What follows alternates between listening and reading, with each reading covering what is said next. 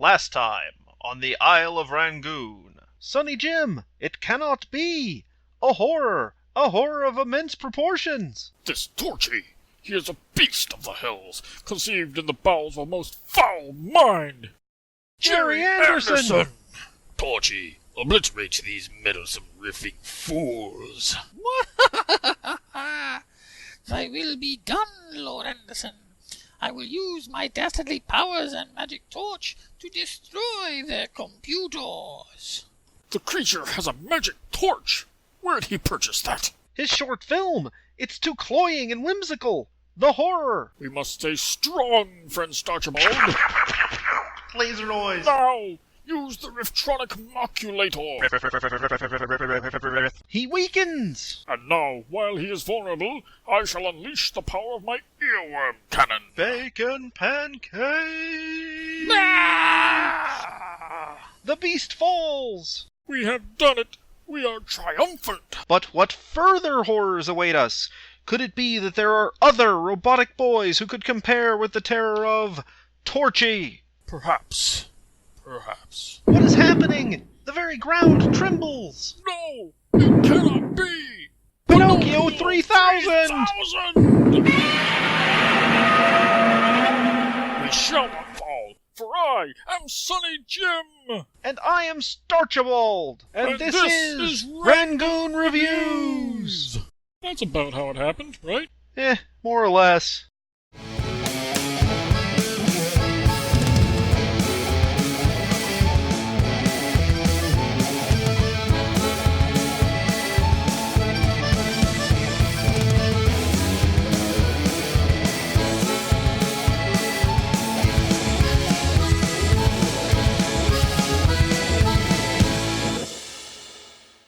Taking classic tales and telling them in a new setting is a long-lived movie-making tradition, which has led to some amazing films.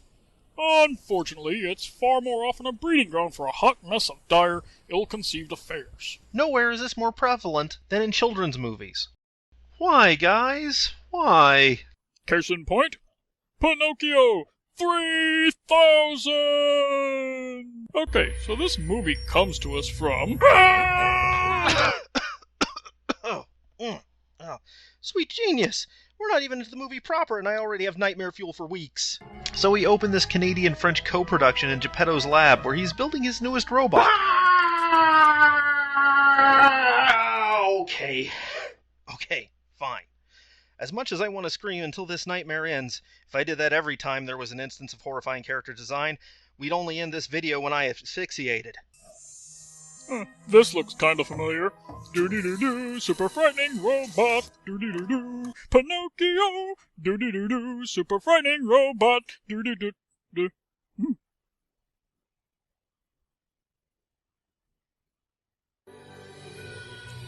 Pinocchio 3000K? Pinocchio 3000,000? 1,000 thousands is a million, so... Pinocchio 3 million? Gentlemen, we can half rebuild him. We have half the technology. Half better, half stronger, half faster. Well, we finally got to Coruscant and the Jedi Council we knew would want to see how good the sorry. Actually, on the subject of the cityscape, I gotta say the set design is pretty decent. Sufficiently futuristic without looking completely ridiculous. There was some budget and effort put into this. Animation isn't bad either.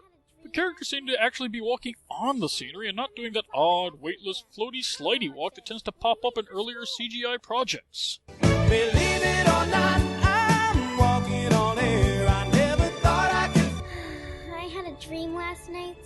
The sun was shining and there were flowers everywhere. Come on, Meet boy kid you don't care about and girl kid you don't care about. We occasionally see them throughout this whole movie as if they were important. They aren't. The only thing of note they do is give us this little world-building scene that has nothing to do with the Pinocchio story. Zach, look! That machine is gonna crush the flower!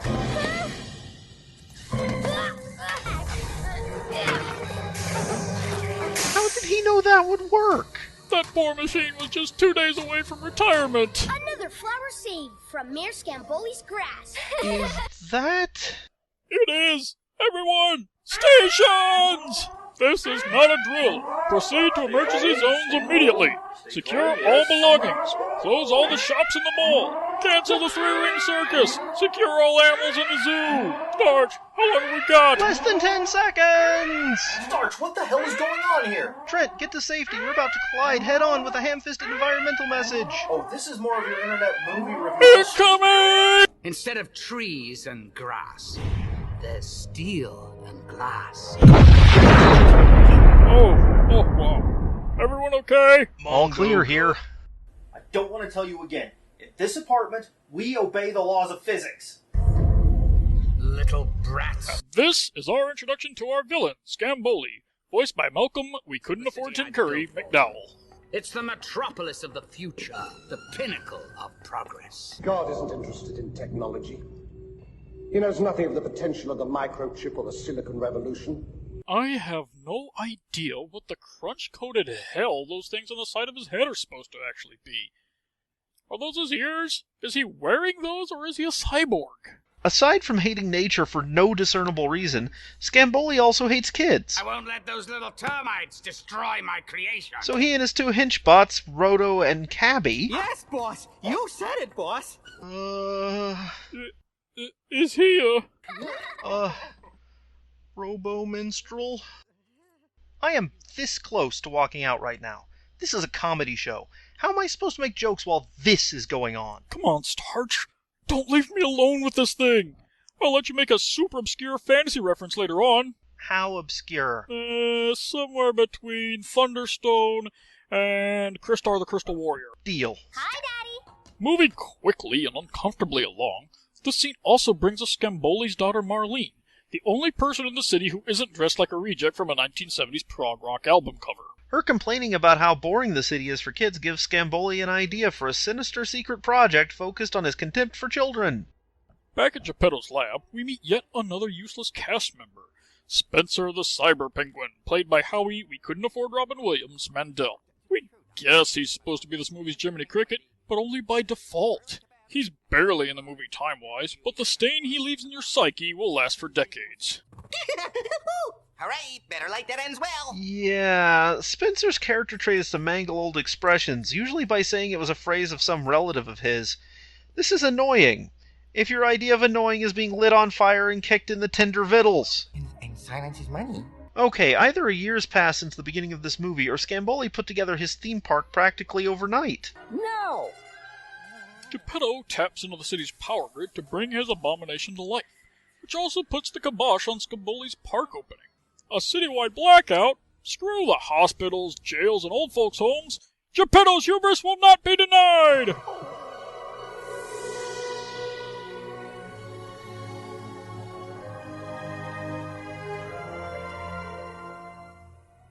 Scream.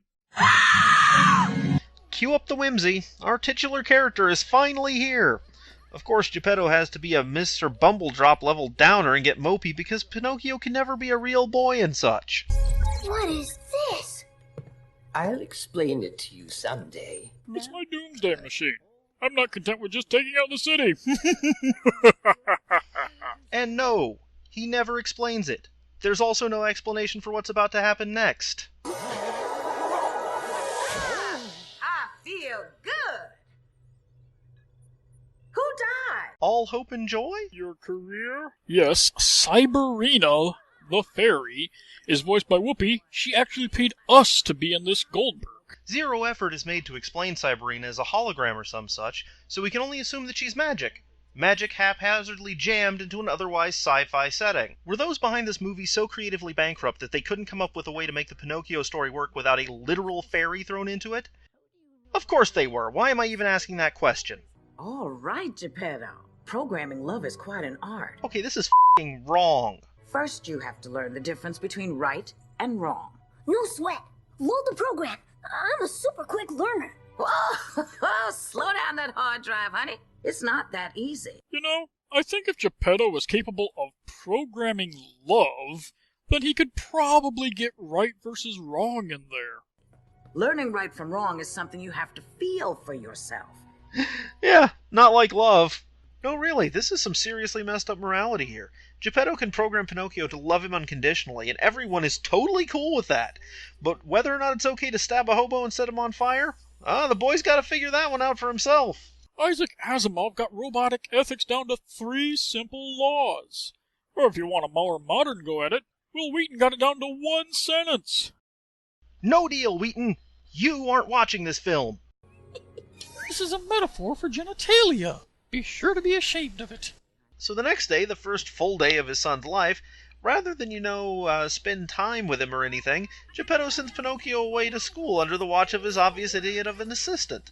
You have to wait for the flashing light to come on before you can cross. Then why are they stopped? Well, because it's different for them. So, sometimes the flashing light means stop, sometimes it means go? Not exactly. I mean, yes. Leaving your newborn son in the hands of an imbecile. What, you didn't have a Skinner box handy? I think Geppetto just had a really busy schedule finding more crap to attach to his belt. Or Geppetto just loves the idea of a son, and Pinocchio is just the unfortunate puppet he created to live out that fantasy. Scratch and Grounder have been sent to entice the kids back to Scamboland. I guess that makes them the story's fox and cat? But why aren't they a robot fox and cat? They just have these models lying around from some unrelated project? Well, that explains Spencer, that's for sure. Actually, that explains a lot about this movie. Pinocchio meets Marlene, who doesn't really like robots at all. Thus she convinces Pinocchio to skip school and come with her to prove how terrible his very existence is. How? Follow me, and I'll prove to you that a robot has no more imagination than a can opener. By playing the imagination game, a machine that turns mere imagination into virtual reality. The idea being that Pinocchio lacks imagination, so it wouldn't work and he'll realize what a horrible lie his life is. Nice. And, like a case of athlete's foot, Cyberina's back. And on my left, embarking on his first flight of imagination, Pete. Aren't you supposed to be in school, honey? Oh, yeah, well, Pinocchio! Hold it right there, Cyberina. You want Pinocchio to learn right from wrong, but you're okay with him going against his father's wishes and skipping school? I still don't know how to play. You stupid little It's a piece of cake, Robo-Boy. It's like flying. Just open your wings and instead of flapping, you imagine. He can't fly. That doesn't help. You suck at this. Okay, I admit it. This sequence is actually decent. Of course, this is just a stream of imagery showing off the animator's technical skills, and it does nothing to attempt to tell a catastrophically failed narrative, so points in its favor. Man, no wonder the kids don't care about an amusement park. They have holodecks that scan your brain and create whatever you're thinking. That's impressive stuff. You know, maybe this is why we don't seem to see any grown-ups anywhere.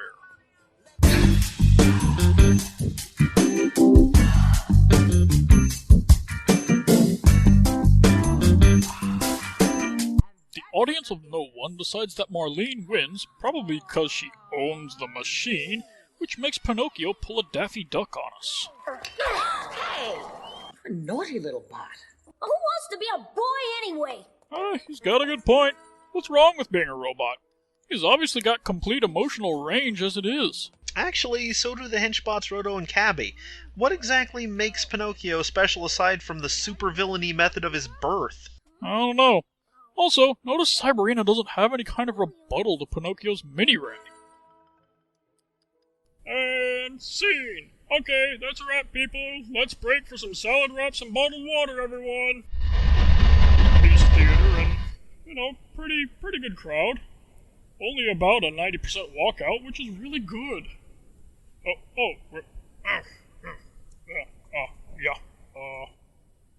Okay. So Cabby and Roto managed to get Pinocchio to meet Scamboli with this little scene. You say he's good.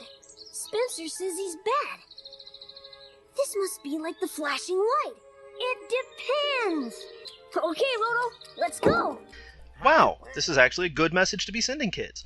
Don't just take other people's word as gospel. Do some research. Find things out for yourself.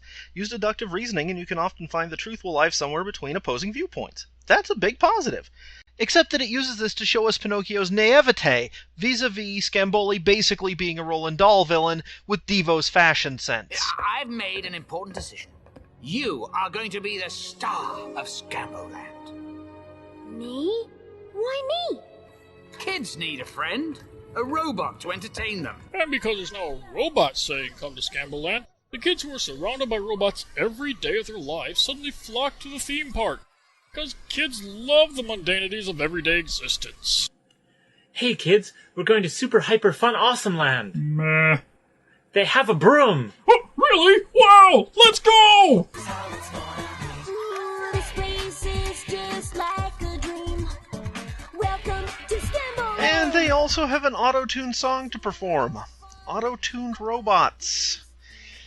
Great. Thank you. And now, you are all about to experience Scambo Land's most thrilling ride, the Wheel of a Change.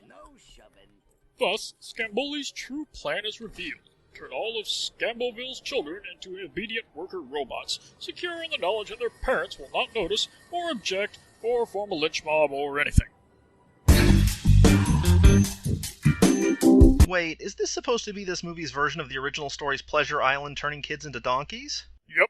But that makes no sense. Children turning into donkeys was an astoundingly unsubtle metaphor for indulging your basest desires, therefore turning into an ass. Literally. That's not what's going on here. Scamboli is turning innocent kids into his robot army. The moral message has been completely missed. Maybe it's a new metaphor for modern times. It's a world of fun. A world Could be they're saying that indulging in brainless, soulless, air quote entertainment will turn you into a gray, lifeless drone. Brainless, soulless entertainment?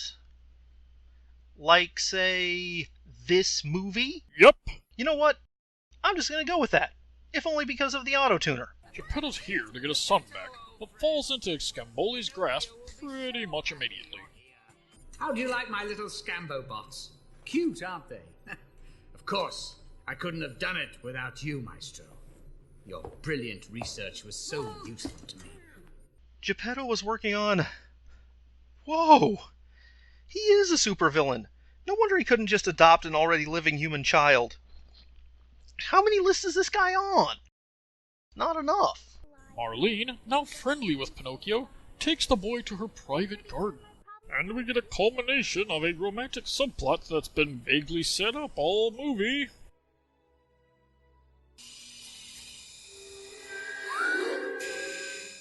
I guess Scamboli downloaded the key to Vector Sigma into the kids when he made them into robots. You're destroying the last piece of green in Scamboville, and you laugh? Ugh! You really are a robot. You like metal? Here! Well, never mind. It's over. Robots know how to appreciate metal. Chekhov's gun. Check. Roto tells Pinocchio what's really going down, and the robot boy is off on a quest for blood. Or he just whines and cries for help. Cyberina! Please help me! I gotta admit, I'm really liking what a completely unhelpful asshole of a super being Cyberina is. Letting the city fall into chaos just to traumatize a single individual. She and Q would get along great. Not if Star Trek The Next Generation is to be believed. And we already know that she's got a grudge against Malcolm McDowell's. Hey, that's my shuttle! And now, it's time for Pinocchio to learn another invaluable life lesson. How to break multiple laws and endanger countless innocent lives. His father would be so proud.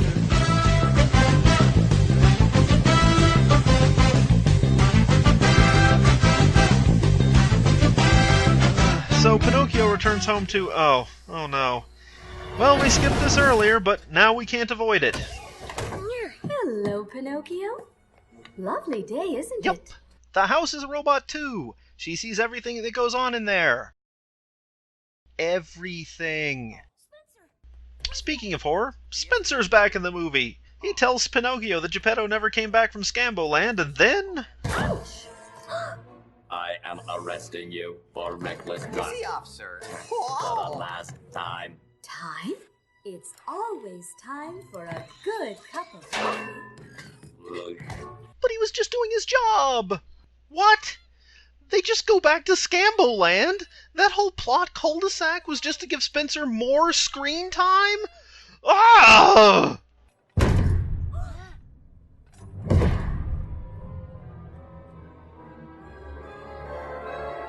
That metal suit you, Geppetto bot. Things couldn't get darker now.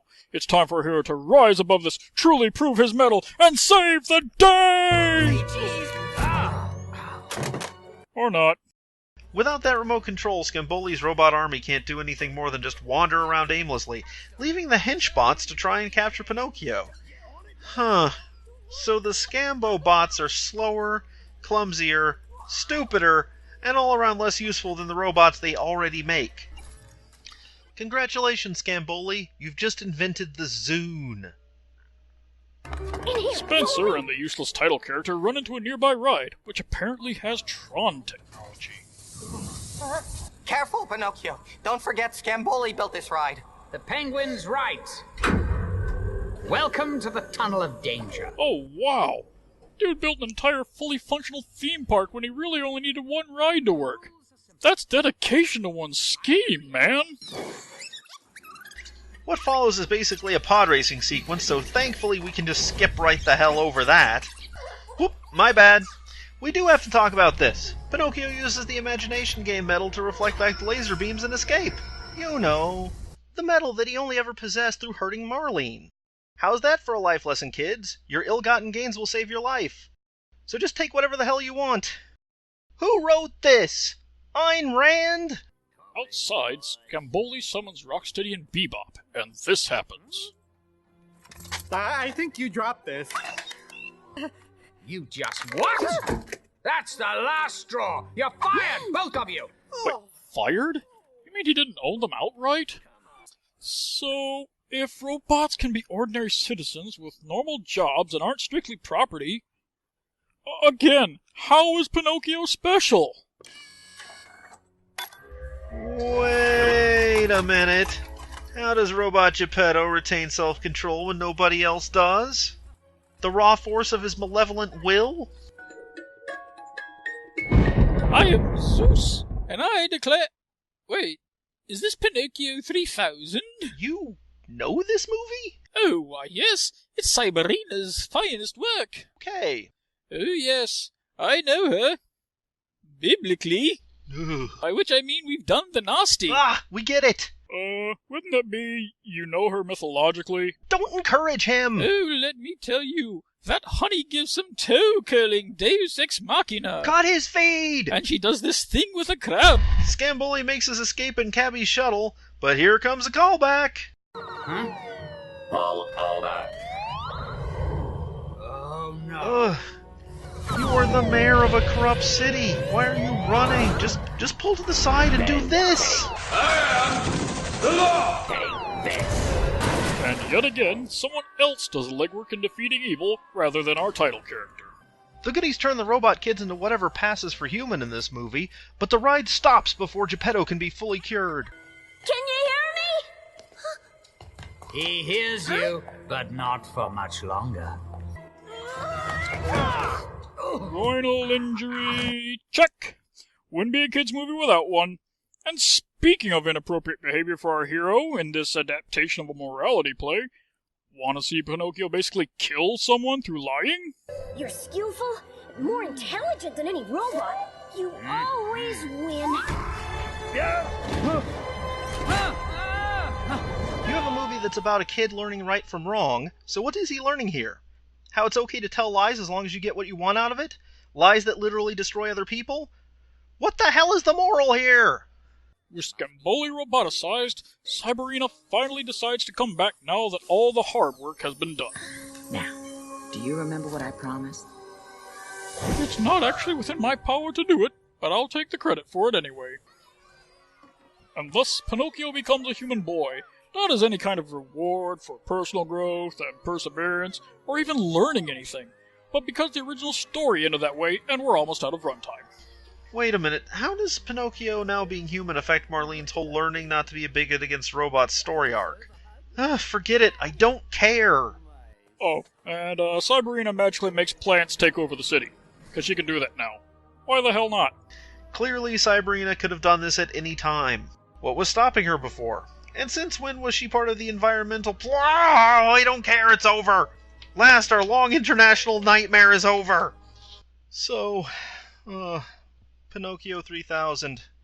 What can you say? Well, I can say they had a good technical crew at least. This was made in 2002, and compared to other CGI tunes from the time, it holds up well. Decent rendering, no glaring animation errors, good scene transitions, and lively motion even from background characters. They had a production budget, and they clearly used it, which just makes it all the more tragic that all this effort is going into bringing some truly hideous characters to life. Every design choice here is just wrong. Color, proportion, facial features, complexity, it all adds up to ugly. But if the character design is Medusa, the film's attempt at delivering a moral message is the rest of the Gorgons, with a Hecatrona hair thrown in for good measure. Wow, that is obscure. Either that or someone's kissing Heidi. Not that I'm complaining. Why won't you just leave us alone? This movie doesn't understand the Pinocchio story on any level. The script is a mess, the characters are either bland or unlikable, and the moral messages are simultaneously muddled, trite, and patronizing. It's just a stream of feel-good buzzwords squeezed out of the bee-like thorax of a superfluous blue fairy stand-in. Be fair, Starch. Cyberina is only as superfluous as Pinocchio himself. Not since Blade Runner has a protagonist been so incidental to the story. He does nothing important till the very end, and even that act could be done by a falling bookcase. This DVD cost $3. Was it worth it? Oh, no, it really wasn't. I was expecting a hilarious train wreck, and I didn't get it. It's a train wreck, yeah, but it sure isn't funny. Feels like nobody cared. Just quarter-assed at best and lacks the earnestness that makes bad movies so much fun to watch. This is odd for me, but I can't recommend this for a buy at any price. Oh, but I can recommend it for a free watch. And I will. I want people to see this thing. I've stared into the burly face of the Yeti, and by Crom, I will not be the only one to smell the stench of its weak old Sherpa breath. This may have been a mistake. I'm not even hungry. Maybe I should just become a notary. Everyone needs a notary public. Mom was right. I should have stuck with accountancy. Starch, did you repaint the apartment again? No. Color is for the living, and we are born into the grave. Canadian animation has shown me this. Look, before you illegally download the collective works of Robert Smith, I've got something for you. Yeah, well, you paid your half of the rent this month, and no, I don't want to know where you got the money. So I got something for your little review show. It's Clash of the Titans. More CGI? I can't. I just can't. What? No! That cost like $20. I got you the cheap one. 1970s haircuts? Stop-motion monsters? Burgess Meredith? Sir Lars Olivier! Release the Kraken! Weirdos.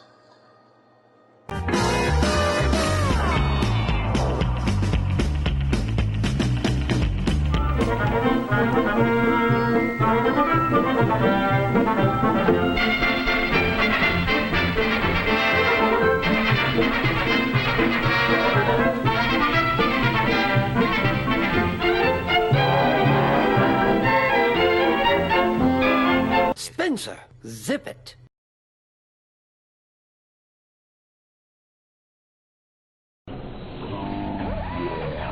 Hey, Pipples! Did you like that bit of nonsense? Well then why don't you click like, and subscribe, and press that bell, or whatever YouTube wants you to do?